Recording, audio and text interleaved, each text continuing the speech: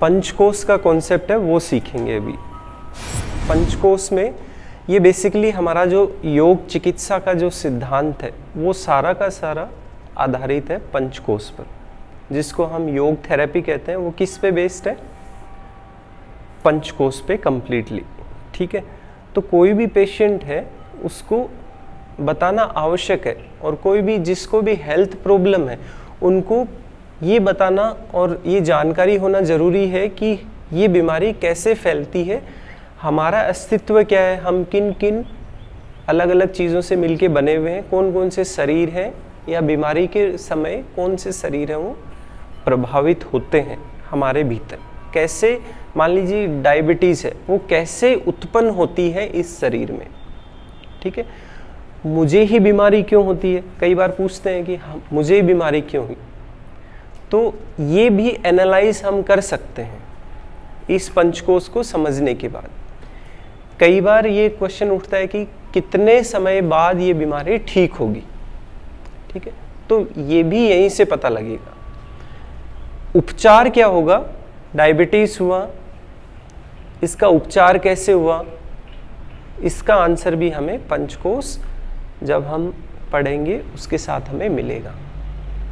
ठीक है, और यह बीमारी मुझे ही क्यों हुई, ठीक है, और साथ साथ कितने समय में ठीक होगी, और बीमारी का मूल कारण है कैसे उत्पन्न हुई मेरे अंदर, इन सभी क्वेश्चंस का आंसर हमें पंचकोश को पढ़ने के बाद आदिजा व्याधि पढ़ेंगे और तनाव पढ़ेंगे, इसमें हमें सारे आंसर मिल जाएंगे।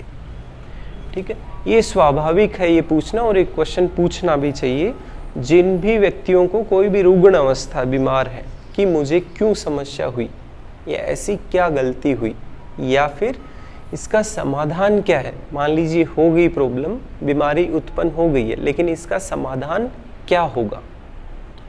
ठीक है, तो उसके लिए हम सबसे पहले पंचकोश सिद्धांत है उसे हम सीखते हैं। यह सिद्धांत तैत्तिरीय उपनिषद से लिया गया है। ठीक है, उसमें Bhrigu and Varun Guru and शिष्य हैं। ठीक है, भृगु है वो शिष्य है, वरुण है वो गुरु है। तो वो भी इसी तरह से स्वाभाविक और आधारभूत क्वेश्चन पूछते हैं कि बीमारी क्यों होती है, हमें कष्ट क्यों आते हैं, दुख क्यों होता है, हमारा जन्म क्यों हुआ है, क्या उसका उद्देश्य क्या है, और मैं कौन हूँ। इस तरह से उसमें बातचीत चलती रहती है। तो उसमें ही एक अध्याय है वो पंचकोश का, पंचकोश के बारे में बताता है। ठीक है, पंच का मतलब है 5, 5, और कोश मतलब बॉडी, शरीर। ठीक है, या फिर शीट कह सकते हैं या स्थान कह सकते हैं। तो यह है योग चिकित्सा का मूलभूत सिद्धांत है।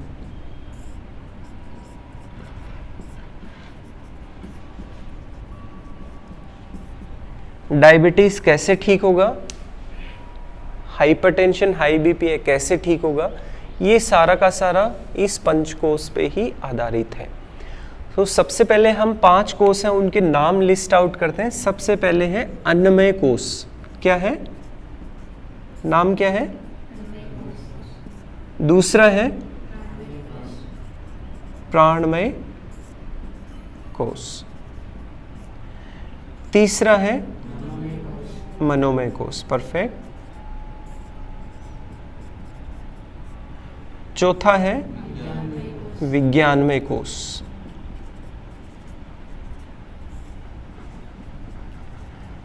पांचवा है आनंदमय कोश।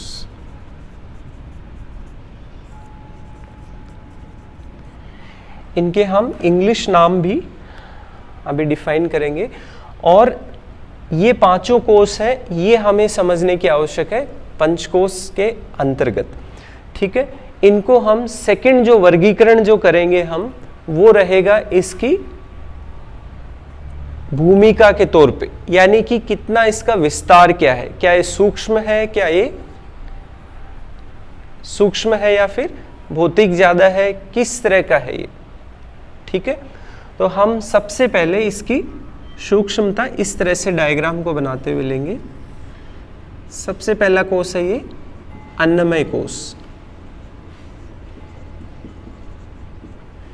तो ये शरीर का वो भाग है जिसे हम फिजिकल बॉडी कहते हैं,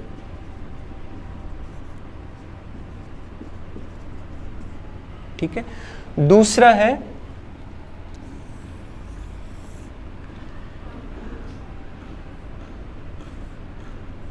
प्राणमय कोष।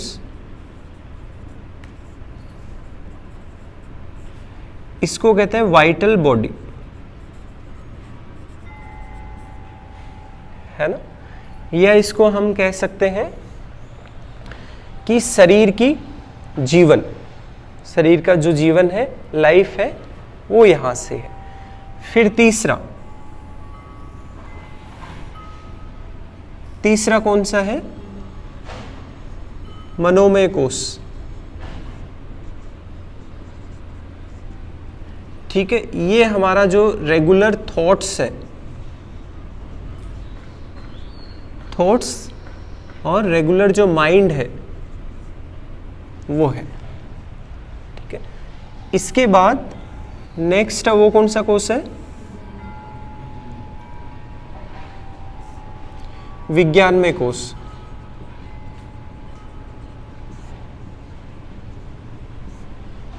विज्ञानमय कोष इंटेलेक्चुअल बॉडी,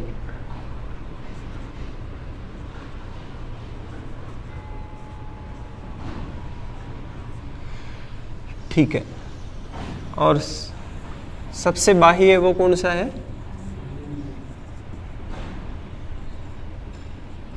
आनंदमय कोष, ये ब्लिस बॉडी। अभी तक हमने सुना था कि एक शरीर है, अभी हम बॉडी बॉडी बॉडी बॉडी इस तरह से 5 बॉडी हम देख रहे हैं, ठीक है। अब देखिए, हम जो वर्गीकरण की बात कर रहे थे, तो सबसे ज्यादा जो भौतिक है, जो अन्नमय कोष है, ठीक है, वो स्थूल है बिल्कुल। तो जो इसकी फंक्शनिंग है, जो इसकी गहराई है, उसके अनुसार ये क्या है? स्थूल, ठीक है। जैसे जैसे हम इस तरह से बढ़ेंगे अन्नमय से प्राणमय कोष की तरफ, वो और अधिक सूक्ष्म होता जाएगा। कैसे?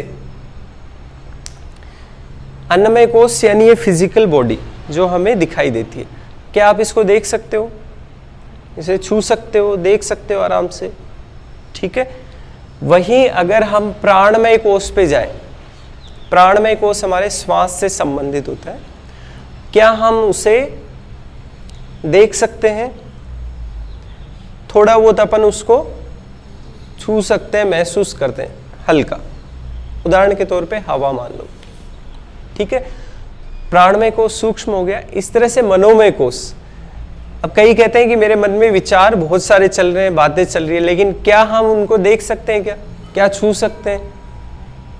ठीक है, थोड़ा उनको महसूस कर सकते हैं। उसके विचारों के अनुसार हमारे शरीर के जो कार्य हैं वो प्रभावित होती है, फिजियोलॉजिकली जो कार्य हैं वो प्रभावित होती है, हमारी श्वास प्रभावित होती है। तो ये और सूक्ष्म हो गया, ठीक है। मनोमय कोष और सूक्ष्म, विज्ञानमय कोष और सूक्ष्म, ठीक है, और आनंदमय कोष काफी ज्यादा और सूक्ष्म। तो इस तरह से मोस्ट, है ना, जो सबसे ज्यादा सूक्ष्म है वो कौन सा है? आनंदमय कोष। और स्थूल बॉडी है वो कौन सी है? अन्नमय कोष, ठीक है। ये सेकंड कॉन्सेप्ट हमने देख लिया इसके सूक्ष्मता के अनुसार और स्थूलता के अनुसार कैसा इनका लेवल है, ठीक है। अब थर्ड हम सीखते हैं जो पंचकोश वो बना हुआ किन किन चीजों से, मतलब निर्माण क्या है, किन चीजों से निर्माण हुआ है।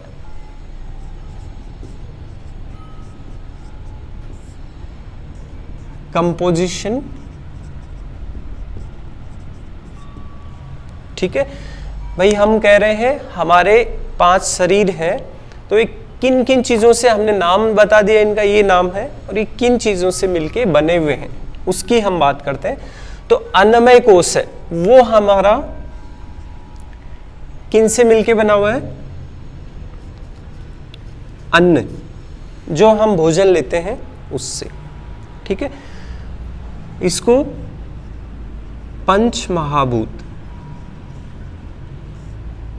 यानी कि आप इनडायरेक्टली जो आप जैसे अन्न लेते हैं वो किन से मिलके बना हुआ है?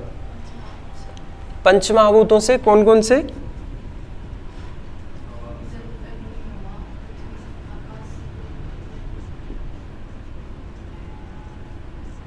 पृथ्वी, जल, वायु, आकाश। ये पंच महाभूत से मिलके जो भी हम अन्न लेते हैं, जैसे गेहूं है या कोई भी चीज़ आप खाते हैं, वो सारे के सारे इनसे मिलके बने हुए हैं, पंच महाभूत से। और यही बात हम यहाँ पे कह रहे हैं, अन्नमय कोश है वो इन पंच महाभूतों से मिलके बना हुआ है। और अन्नमय कोश को हम छू सकते हैं, देख सकते हैं, इसलिए इसको हम कह रहे हैं कि ये स्थूल शरीर है, ठीक है। फिर हम सेकंड देखते हैं प्राणमय कोश। ये किन से मिलके बना है? श्वास, नाड़ी तंत्र, ठीक है। श्वास और नाड़ी तंत्रों से ये मिलके बना हुआ है। मनोमय कोश में क्या रहता है? पसंद, नापसंद, मुख्य तौर पे हम कह सकते हैं कि विचारों के समूह से, विचारों से मिलकर मनोमय कोश बना हुआ है, ठीक है। ये कोश, ये शीट है जिसमें कौन रहता है? विचार ये रहता है। प्राणमय कोश इस शरीर में क्या रहता है? श्वास, नाड़ी तंत्र। अन्नमय कोश है, उसमें कौन रहता है? हम जो भोजन लेते हैं वो, हाँ, ऑफिस में, ठीक है। नेक्स्ट है विज्ञानमय कोश। इसमें क्या होता है? हमारा जो डेली का जो बुद्धि काम में लेते हैं, उपयोग में लेते हैं, वो। तो ये किससे निर्मित है? बुद्धि और ज्ञान विज्ञान से। सारा चीज आ जाएगा इसमें, तर्क वितर्क हर चीज, ठीक है।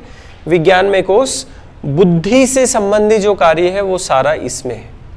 फिर है आनंदमय कोश। इसमें हमारी खुशी,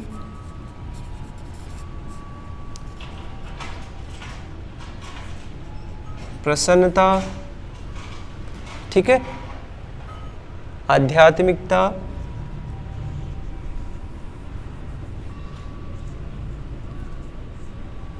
ठीक है, खुशी, प्रसन्नता, आध्यात्मिकता, ये आनंदमय कोश में, ठीक है। तो ये हमने देख लिया कि निर्माण इन कोशों का किन किन, इसके कंपोनेंट्स क्या है, इसके मुख्य चीजें हैं वो कौन कौन सी है जिससे मिलके बना हुआ है, ठीक है। फिर नेक्स्ट हम सीखते हैं जो आधुनिक विज्ञान है उसमें और इसमें क्या अंतर है, ठीक है। तो मॉडर्न मेडिकल साइंस है वो क्या कहती है, हम किस से मिलके बने हुए हैं? किस से मिलके बने हुए हैं आपके अनुसार? सेल्स और टिश्यू, ऑर्गन और, तो साइंस क्या कहती है?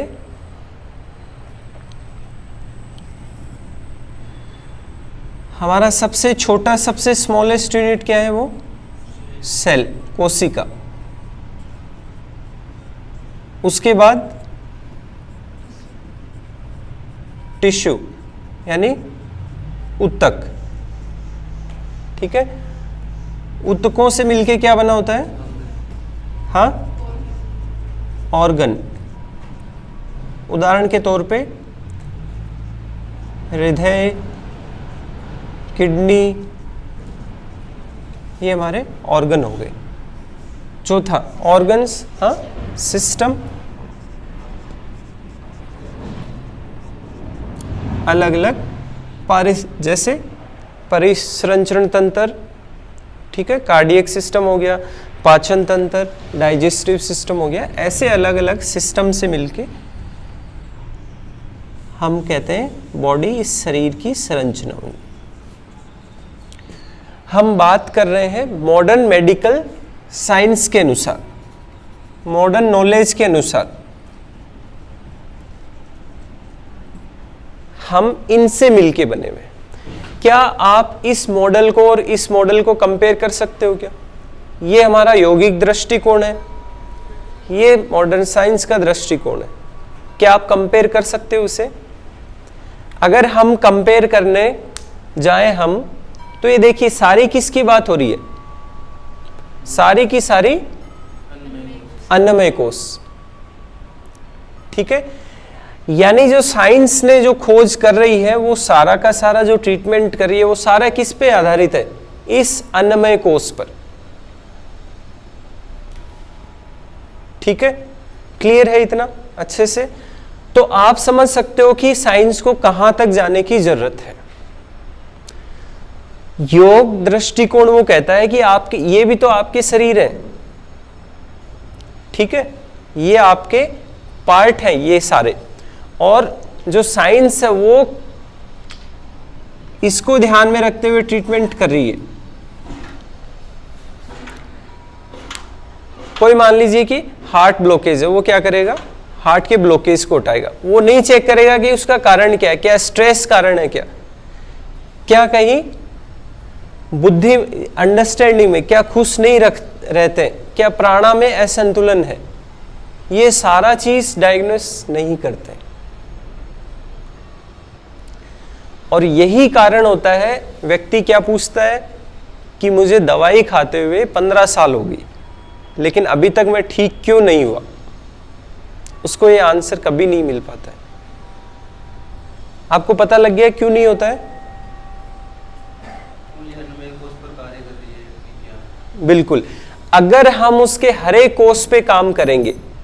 इसीलिए योग में क्या है, जब हम योग, नेचुरोपैथी, आयुर्वेद, जब इसमें हम ट्रीटमेंट की बात करते हैं तो पूरे शरीर की बात होती है। वो नहीं कहते कि मैं आपके हृदय को ठीक कर दूंगा, और जब आप मॉडर्न साइंस में जाते हैं वो कहते हैं कि मैं आपके हृदय को ठीक कर दूंगा। तो क्या हृदय ठीक हो पाएगा? क्या हुआ है किसी का? नहीं हो पाता है, ठीक है। वो छोटे समय के लिए थोड़ा रिलीफ आता है, लेकिन वो लगातार मेडिसिन लेनी पड़ती है। और हम इसके आधार पे जब व्यक्ति का डायग्नोसिस करते हैं, उसका ट्रीटमेंट करते हैं, तब उनको डिजीज है वो रूट से खत्म हो पाती है, ठीक है। तो ये है अन्नमय कोश का जो सिद्धांत है, वो इस तरह से। और इसको डीप में हम समझना चाहें तो इनकी क्या जरूरत है, क्या कैसे खोज हुई, तो आप इसमें ही बताया हुआ है। संदीप जी है ना, एक बार श्वेता जी को आप ले जाइए, चलने दो इसको, तो छोड़ दो, चल। श्वेता जी बैठे हैं संदीप जी के पास। हाँ, डाइट का जो उनको पूछना है ना, डाइट का क्या इफेक्ट आया है उनकी हेल्थ पे, वो पूछ लेंगे। वो कर रहे हैं कंसल्ट आपस में। हाँ, वीडियो बना लेंगे, वो वीडियो बनाना था उनको, श्वेता जी बना लेंगे उनके में अपने। क्या पैर दुखने लगे क्या? वज्रासन बैठ जाओ। अब तो इतने आसन आ गए आपके पास, फिर भी आप, हाँ,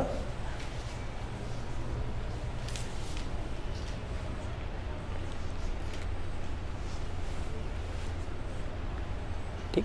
यहां तक कोई क्वेश्चन है क्या? कोई क्वेश्चन? नहीं? ठीक है। जो अपन बात कर रहे थे कि किस तरह से इनकी खोज हुई, तो एक बार क्या होता है, जो फंडामेंटल जो क्वेश्चंस पूछे है ना भृगु ने अपने गुरु से, वरुण से, तो उन जब उस समय जो पहले का समय था तो गुरुकुल में अध्ययन होता था, ठीक। तो जो अध्ययन का जो तरीका था वो ऐसा था कि आपको माइंड में क्यूरियोसिटी, मतलब जानने के जिज्ञासु आप हैं क्या, वही नॉलेज में आगे बढ़ता था, ठीक है। आपको पता है सेलेक्टेड कितने जैसे जो भी अभी हम उनकी पढ़ते हैं, उनकी पुस्तकें पढ़ते हैं या उनकी जीवनी को पढ़ते हैं, आदि गुरु शंकराचार्य जी हैं, कृष्ण भगवान है, तो हनुमान जी है, वो क्या है, इस तरह से उन्होंने, उनके मन में जिज्ञासा इस तरह से रहती थी, ठीक है, और वो गुरु और शिष्य का जो संबंध था उसके अनुसार वो जिज्ञासा के जो भी उनके प्रश्न होते थे वो उनको प्राप्त होता था नॉलेज का, ठीक है। तो भृगु है वो पूछता है, ठीक है, कि हम इतने कष्ट से क्यों गुजरते हैं, हम क्या है ये जीवन क्या है। तब वो कहते हैं कि आप, भृगु का कार्य था, उस ड्यूटी दी जाती थी कि आपको गाय चरा खिलानी है, ठीक है। तो वरुण जी कहते हैं कि आप इस पे कॉन्टम्पलेट करिए, आप इस पे चिंतन करिए कि हम किन से मिलके बने हुए, ठीक है। तो अपने गाय चराते हुए नॉलेज है वो बटोरते थे कि हाँ क्या ये कॉन्सेप्ट है, क्या ये सिद्धांत है, क्या इन चीज़ों से मिलके बना हुआ है क्या। तो उनकी उसी समय पे नज़र जाती है कि हाँ गाय घास खा रही है, कुछ गाय हैं वो बीमार है, अस्वस्थ है, वो कमज़ोर और कमज़ोर होती जा रही है, ठीक है। धीरे धीरे कुछ गाय हैं जो अंत समय की ओर है कि उनको धीरे धीरे वो भोजन छोड़ रही हैं। तो तब उनको ये समझ में आता है कि हाँ ये जो अन्न है, जो ये पंच महाभूत हैं, जो घास खा रही है गाय, उसी से वो मिलके बनी हुई है, उसी से तो वो जीवित है, ठीक है। कुछ अच्छी हष्ट पुष्ट हैं, कुछ बीमार हो रही हैं, कुछ लास्ट लाइफ की लास्ट पायदान पे हैं, तो उनको धीरे धीरे वो भोजन छोड़ रही है, त्याग रही है। तो वहां से उनको ये चीज का, उनकी जिज्ञासा है वो, उनको पता चलता है कि ये अन्नमय कोश है, ठीक है, इसके हम बने हुए, हम भी वही खाते हैं और ये गाय है ये भोजन कर रही हैं, ये हम अन्नमय कोश से निर्मित हैं, ठीक है। जो भी हम भोजन लेते हैं इसी से हमारा शरीर है वो। उनको ये नहीं पता था आगे और भी है क्या। वो कह रहे हैं कि अहम जानामि इदम ब्रह्मा दिव्यजनात् अन्नम, अन्नम ब्रह्मा दिव्यजनात्, यानी अन्न से हम मिलकर बने हुए हैं। क्लियर। गुरु के पास दौड़ते हुए आते हैं कि मैं जान चुका हूं सब कुछ, ठीक है, खुश होते हैं। फिर गुरु कहते हैं कि शांत हो जाओ, और आपने खोज करी है अभी और भी आपको खोज करनी है आगे। तब वो जाके देखते, तब कॉन्टम्पलेट करते। कॉन्टम्पलेट यानी एक विषय पे आप चिंतन करते, उसका आंसर आपको मिलना है, उसमें आप एक दिन में मिल सकता है और वो उसमें 1 साल 5 साल ऐसे भी लग सकते हैं, एक जीवन भी लग सकता है। आप खुद की जब खोज करने बैठेंगे ना कि मैं कौन हूं भाई, आप अपने नाम को अलग कर दो, फिर आप खोज करने बैठो, हो सकता है आप पूरे जीवन भर आप 10% पहुंच पाओ कि मैं कौन हूं, इतना जान पाओ, हो सकता है आप आधा जान पाओ, जैसे आपका अभी तक जीवन रहा है, पहले का जीवन रहा है उसके अनुसार। तो ऐसे ही होता है जब हम चिंतन करने बैठते हैं, ठीक है, किसी विषय के बारे में, तब हमें ज्ञान की वृद्धि होती है, ठीक है। आजकल हम पुस्तक लेके बैठते हैं, परीक्षा में लिख के आगे, बात खत्म। नया ज्ञान है वो इस तरह से कॉन्टम्पलेट करते हैं, तो नेक्स्ट जाते हैं और फिर उनके सामने एक दृश्य आता है कि एक मृत है गो और एक जीवित है।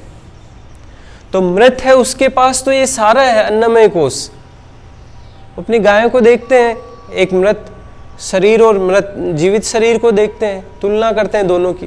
भाई एक जीवित शरीर है, एक मृत शरीर है, दोनों में क्या अंतर हो रहा है। उसके हाथ पांव नहीं हिल रहे हैं, एक के हाथ पांव हिल रहे हैं, चल रहा है वो आराम से, लेकिन अन्नमय कोश ये सारा का सारा तो है उसके पास हार्ट भी है, पैर भी है, हाथ भी है, आंखें भी है, मुंह भी है, सिर है, सब कुछ है, लेकिन फिर भी क्या है वो, हम नहीं कह रहे वो जीवित है। उसका कारण क्या है, उसमें क्या नहीं है। तो इस तरह से वो दौड़ते हुए आए कि प्राणा है, जिस अन्नमय है उसमें प्राणा है, उसी से ही हमारा सब कुछ चलता है। मेन जैसे मोबाइल है ना भाई, मोबाइल में आप जान क्या है, बैटरी, ठीक है, वो बैटरी डिस्चार्ज है, खत्म हो गई, डेड हो गई, तो क्या है, मोबाइल वेस्ट। तो इसी तरह से इस अन्नमय में क्या है, जान कौन है, प्राणमय कोश। ठीक है, वो कहते हैं कि और जाओ, सही रास्ते पे और खोज करिए। तो भृगु है, भृगु को भी कॉन्फिडेंस आ गया कि 2 तो खोज कर ही लिए, और भी कर लेंगे। तो भृगु फिर फर्दर और मेडिटेशन करता है, ध्यान करता है और उसी पे चिंतन करता है। ठीक है, फिर वो जैसे उनके सामने दृश्य ऐसा आता है कि व्यक्ति है वो कोमा में है। ठीक है, व्यक्ति जो कोमा में है उसकी क्या स्थिति होती है, वो उसके पास विचारों का अभाव होता है, उसको प्रसन्नता दुख का कुछ पता नहीं रहता है। वो ऐसे, आप कहोगे मेरे को पहचाना, हाँ मैं मोनिका, तेरे साथ ही तो पढ़ती थी, कोई उसका जवाब नहीं। ठीक है, तो ये क्या होता है, उसमें भावनाओं का पूरी तरह से स्टॉप होना। वो कौन सी स्थिति है, कोमा की। और मनोमय कोश हमारा किसका बना हुआ है, विचार भावनाएं। ठीक है, अगर ये चीजें मिसिंग है, मतलब उन्होंने देखा कि अन्नमय कोश है, प्राणमय कोश, उस व्यक्ति का शरीर भी है, श्वास भी चल रहा है, फिर क्या बच गया, कोमा में है उस व्यक्ति के पास विचार भावनाएं ये नहीं है। तो तब उन्होंने इसकी मनोमय कोश की खोज करी कि मन नहीं है उसके पास, कोमा में जो व्यक्ति है। तो महत्वपूर्ण आगे वाली चीज क्या चाहिए, जो हमारा शरीर बना हुआ है वो मन का भी बना हुआ है, और मन इन चीजों से बनता है। फिर वापस वो अपने गुरु वरुण के पास आते हैं, वापस से उनको भेजा जाता है कि और आप इस पे कॉन्टम्पलेट करो। और विज्ञान में कोश की खोज होती है, जब वो देखते हैं कि मंद बुद्धि बालक है, ठीक है, उसके पास तो ये सारी चीजें हैं, लेकिन विज्ञान में कोश उसको नहीं पता है। क्या नहीं है उसके पास, ज्ञान विज्ञान नहीं है। उसको नहीं पता है कि क्या खाना है, कैसे रहना है, कैसे व्यवहार करना है। ठीक है, हम जब हमारे टीचर सामने आ जाते हैं तो हम एकदम विनम्र हो जाते हैं, अच्छे से हो जाते हैं। जब हमारे मित्र आ जाते हैं तो हम मस्त खुल जाते हैं एकदम। ठीक है, तो वो हमें क्या है, बुद्धि हमें बताती है। किसी को मान लीजिए कि बीपी है, किसी को डायबिटीज है, तो बुद्धि में क्या स्टोर किया हुआ है, बुद्धि में कहा है कि रसगुल्ला अब खा लिया, जितने दिन खाना था अब नहीं खाना है। ठीक है, चूरमा अब नहीं खाना है, स्वामणी छोड़ देनी है, जीवनी। तो वो क्या चीजें, उससे खोजे विज्ञान में कोश, यानी ये पार्ट, ये भी शरीर है, तभी व्यक्ति पुरुषार्थ कर पाता है। 4 पुरुषार्थ कौन कौन से हैं, धर्म अर्थ काम मोक्ष। ठीक है, तो अपना जीवन है वो तभी चला पाता है, ये सारे हैं। अब बता दो इसमें मनोमय कोश हटा दें तो चला लेगा कि कोई भी अपना लाइफ को नहीं चला सकते हैं। प्राणमय कोश नहीं, यहाँ बुद्धि डिसीजन है, निर्णय है। सर ये विचार जो है ना मनोमय कोश, विचार तो हमारी बुद्धि में ही तो उत्पन्न होते हैं, मस्तिष्क कोई भी विचार। विज्ञान ऐसा समझता है कि सब एक ही है, ठीक है, लेकिन योग क्या समझता है, मन के भी अलग अलग भाग हैं।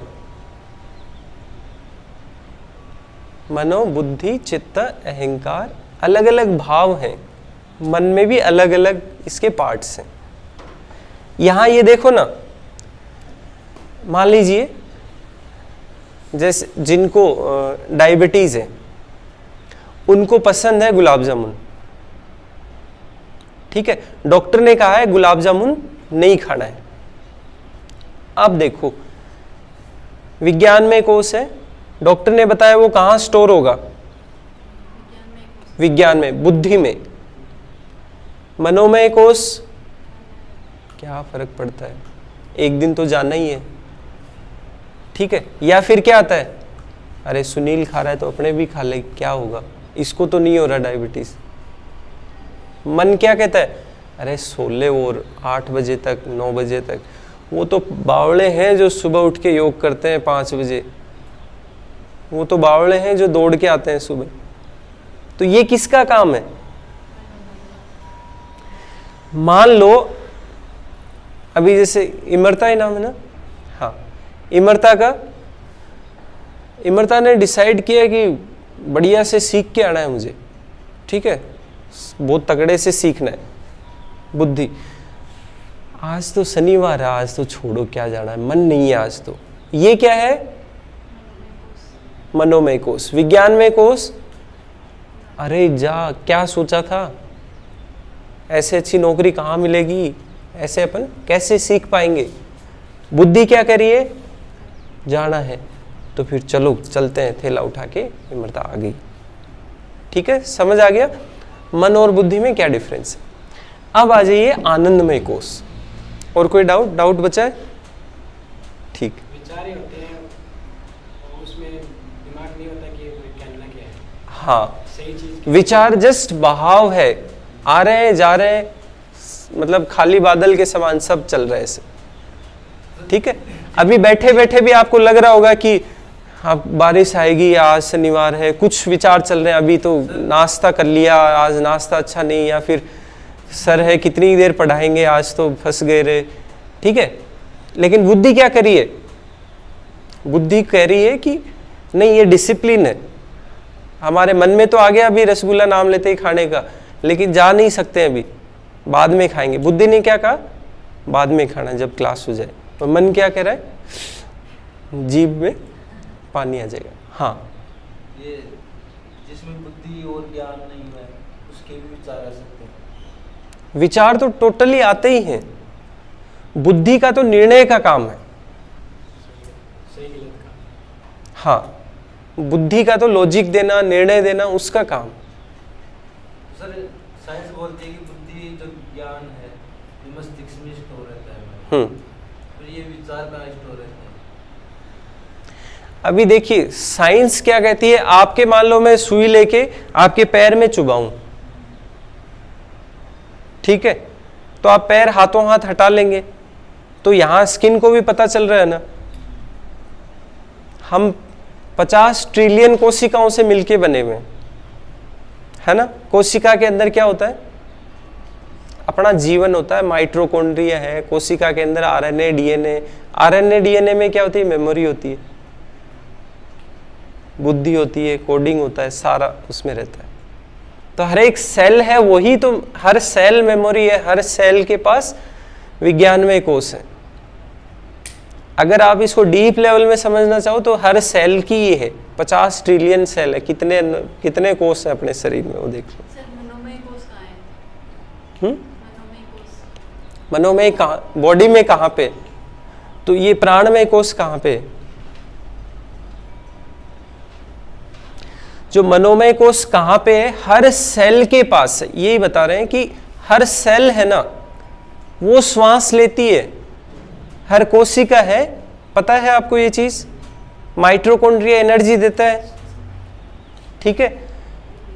और जो आरएनए डीएनए है उसमें क्या है? मेमोरी स्टोर रहती है, इतना पता है आपको। वही तो ट्रांसफर होता है जैसे बच्चे में इस तरह से, ठीक है। और क्या है? वेस्ट प्रोडक्ट, मतलब वेस्ट प्रोडक्ट जो निकलता है खाने के बाद, जैसे हम भी फ्रेश होते हैं वैसे सेल है वो भी वेस्ट प्रोडक्ट निकाल के बाहर भेजती है, ठीक। तो आप जो क्वेश्चन कर रहे हो हर सेल के पास है ये एक अभी भी रिसर्च का क्वेश्चन है और काफी रिसर्च इस पे हो चुके हैं कि ब्रेन यहां पे है, ठीक है। ऐसा नहीं है ब्रेन केवल यहां पे ही है, ठीक है। हर एक सेल के पास अपना ब्रेन है, उसको पता है कि मुझे कितना इंसुलिन एंटर, कितना हमें ग्लूकोज एंटर करवाना है, कितनी एनर्जी चाहिए, वेस्ट प्रोडक्ट आ गया, अभी डेड होने वाली है, अभी लाइफ इसकी पूरी होने वाली है, उसको सेल को ये सारा डिसीजन ये सब पता है, ठीक है। लास्ट हम समझते हैं आनंदमय कोश, ठीक है। सबसे सूक्ष्म है और सबसे गहरा भी है, ठीक है। अब मान लीजिए हमने कहा कि अगर कोई भी कोश मिसिंग है, कोई भी कोश वो वीक है, कमजोर है या फिर नहीं है, तो क्या वो पुरुषार्थ कर सकता है अपना? नहीं कर सकता है, ठीक है। अब मान लीजिए किसी के पास, हम आनंदमय कोष पे आते हैं, बहुत अच्छा रोज मान लो जिम करता है एक व्यक्ति है, बिल्कुल हट्टा कट्टा है, ठीक है, प्राणा बिल्कुल बढ़िया है, ठीक है, मनोमय कोष ठीक है, विज्ञानमय कोष बहुत इंटेलेक्ट है, मतलब वो साइंटिस्ट ही है वो, ठीक है, लेकिन मान लीजिए उसके पास खुशी नहीं है, ठीक है, वो खुश नहीं रह पाता है, वो किसी की मदद नहीं करता है, तो क्या वो अपना पुरुषार्थ, क्या वो अपने जीवन का जो पूरा पुरुषार्थ है वो कर पाएगा? कितने समय तक कर पाएगा? इसको दूसरे शब्दों में हम समझें, ठीक है, एक व्यक्ति के पास सब कुछ है, ठीक है, लेकिन उसके सामने कोई मदद के लिए पूछ रहा है। यूं मान लीजिए कि बहुत अच्छी बड़ी बिल्डिंग है, ग्लास लगी हुई, 2-3 फ्लोर की है, सब में CCTV, मतलब एकदम हाई क्वालिटी की है, उसके सामने ही कोई आता है, ठीक है, कोई हेल्प के लिए पूछता है, सहायता के लिए, और वो ऐसा लग रहा है कि उसको सहायता की जरूरत है, वो ऊपर से बैठा बैठा देख रहा है, आराम से घूम रहा है ऐसे, ठीक है, तो क्या आप कहोगे क्या कि वो व्यक्ति पूर्ण है? क्या आप कहोगे कि वो व्यक्ति पूरी तरह से स्वस्थ है? हम खुद ही उसको वहीं पे उस व्यक्ति को जो घूम रहा है, जो देख रहा है केवल कि हाँ वो नीडी व्यक्ति है, उसको देना चाहिए कि नहीं देना चाहिए, वो केवल बस उसको मतलब नहीं है, अच्छे से रिच है, सब कुछ है, लेकिन वो आनंदमय कोष ये उसके पास मिसिंग है, ठीक है। तीसरे शब्दों में हम देखें इसको कैसे फील कर सकते हैं। मान लीजिए कि आपके तीसरी क्लास का बच्चा है, तीसरी क्लास में आप पढ़ते थे, तीसरी क्लास के आपका कोई फ्रेंड, मित्र या सहेली, वो आपको आपके मान लीजिए घर पे ही आ जाए अचानक से। आप अभी जैसे मान लो क्लास लेके जाओगे घर पे और आपने देखा कि वो घर पे खाट पे बैठे, तो आप क्या कहोगे उस टाइम पे?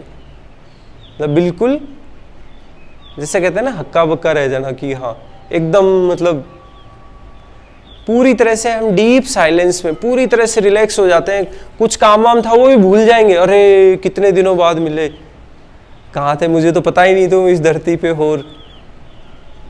लगेगा कि ऐसा आपके कोई जरूरी काम होगा वो भी आप भूल जाओगे, उसको भी प्राथमिकता बाद में दोगे, ठीक है। अनदर एग्जाम्पल जैसे हमने पहले भी दिया था कि मान लीजिए कोई व्यक्ति अंधा है, ठीक है, जैसे मैं मेरा ही बता देता हूँ और आपको भी उसको फील करना। जैसे मायापुर घूम के आए थे ना, मायापुर मंदिर जाके आए थे, तो वहीं पे शाम का टाइम 7:30-8 बज गए, ठीक है, तो एक पति पत्नी दोनों ही आंखों से अंधे, उन्होंने एक मतलब एक रेडी सी ले रखी छोटी सी, उस पर स्पीकर रखा और जो जप करते हैं ना, हाँ मंत्र जप करते हैं, वो स्पीकर पे लगा रखा, उधर से 4-5 चक्कर उन्होंने लगा दिए और आंखों से अंधे हैं वो बेचारे दोनों ही, ठीक है। तो उनको कोई नहीं दे रहा क्योंकि इस टाइम पे कोई देता नहीं है, दुकान वाला भी नहीं देगा और आने जाने वाले भी कम थे उस टाइम पे वहाँ पे। तो मैं भी जाके आ गया, वापस निकल गया, फिर मैंने कहा कि अपने यहाँ के लिए थोड़ा सा प्रसाद ले आते हैं, तब मैं वापस गया, तब भी वो वहीं पे चक्कर काटते मिले। मन में तो आया कि हाँ देना चाहिए, बुद्धि ने कहा कि हाँ कुछ ना कुछ मदद करनी चाहिए, मन में कहा कि अभी सबके साथ चल रहे हैं, रहने दो, चलो अभी, ठीक है। लेकिन फिर मैं वापस आया, अच्छा सा नहीं लगा, फिर मैं वापस उनको मैंने कहा थोड़ी सी मदद करते हैं जो भी है अपने पास। तो उस समय मुझे काफ़ी मतलब आनंद और खुशी की अनुभूति हुई मदद करके। ऐसे ही जब कोई व्यक्ति अंधा होता है, आप उसकी मान लो कि मदद करते हैं कि उनको बस में चढ़ने के लिए, रास्ता दिखाने के लिए, आपको कैसा महसूस होता है? हमें कितनी खुशी और आनंद की अनुभूति होती, ठीक है। जो रियल में सच में नीडी व्यक्ति है, तो आनंदमय कोष वो है जो हमें हर एक सेल को खुशी से भरता है, हर एक कोशिका इसके आधार पे डांस करती है, नाचती है, हर एक कोशिका है वो जीवंत फील करती है कई व्यक्ति दुखी रहते हैं, परेशान रहते हैं, सब कुछ पढ़ लिया, सब कुछ कर लिया, ठीक है, मास्टर भी लग गए, लेकिन खुश प्रसन्न नहीं रहते हैं। तो आनंदमय कोश है ये। जो भृगु था वो हरे कोश को खोज करते हुए वो पहुंचा आनंदमय कोश। उसके बाद वो गुरु के पास नहीं वापस आया, कोई क्वेश्चन माइंड में नहीं रहा। जब आप किसी आवश्यकतामंद की सहायता करते हो उसके बाद आपके मन में भी कोई क्वेश्चन नहीं रहता है कि मैंने क्यों सहायता करी, मेरे को वापस ये मिलेगा, वो कभी वापस रिटर्न में मिलेगा, क्योंकि हम पूरी तरह से यही, जब हम एक बार रसगुल्ला खाते हैं ना, पहली बाइट होती है, तब भी हमें खुशी मिलती है, ठीक है, तो वो थोड़े से समय के लिए मिलती है। जब अपन अलग अलग टेक्निक अपनाते हैं, जैसे योग है, मेडिटेशन है, उसमें हमें ज़्यादा लंबे समय तक ये खुशी मिलती है। तो हम देख रहे थे अभी कि पंचकोश हैं वो किस तरह से इनका खोज तैत्तरीय उपनिषद में बताई गई है। इसके पहले हमने देखा कि किस तरह से मॉडर्न नॉलेज है और जो योगिक नॉलेज है, ठीक है, वो किस तरह से जुड़े हुए हैं। केवल अन्नमय कोश पर ही जो हमारी साइंस है वो आधारित है, और साइंस को और डीप जाने की जरूरत है। जब इसमें जाने लगेगी साइंस, तभी उसको पेशेंट है उसको अच्छे से रिलीफ आएगा। जो कि आप प्राकृतिक चिकित्सा, योग चिकित्सा इनमें देखते हो, आयुर्वेद में देखते हो, उसमें क्या है, पूरा डीप जाने की प्रयास करते हैं। और यही WHO की डेफिनेशन भी क्या है हेल्थ की, मन, बुद्धि, सारे स्वास्थ्य, सामाजिक स्वास्थ्य, भावनात्मक स्वास्थ्य, आध्यात्मिक स्वास्थ्य, सब स्वस्थ है, तभी वो व्यक्ति स्वस्थ कहलाता है। केवल बीमारी नहीं है उससे वो स्वस्थ नहीं कहला सकता। वो स्वस्थ तब कहलाता है जब उसके पांचों कोश स्वस्थ हैं। उसमें भी यही बताया गया है, शारीरिक, मानसिक, भावनात्मक रूप से, आध्यात्मिक रूप से, ठीक है। तो ये पंचकोश है जो हमें बताते हैं कि हम किन किन चीज़ों से मिलकर बने। नेक्स्ट हम सीखेंगे कि किस तरह से ये कोश हैं वो असंतुलन में होते हैं। यानी कि हमारा जो क्वेश्चन होता है कि बीमारी क्यों उत्पन्न हुई है, इस व्यक्ति को बीमारी क्यों हुई है, या मुझे बीमारी क्यों हुई। कई बार कुछ पेशेंट आते हैं वो पूछते हैं कि हमारे घर में 5 सदस्य हैं, मेरे को ही क्यों। आप चाहते हो कि आपके बच्चों को भी हो, ठीक है। तो उनको इस तरह से आप संतुष्ट जवाब दे सकते हैं, और वो खुद भी उनको पता लग जाएगा कि हाँ ये मिस्टेक करी है, ये मेरा कोर्स है वो असंतुलन में, इस पे मुझे ज़्यादा काम करना है,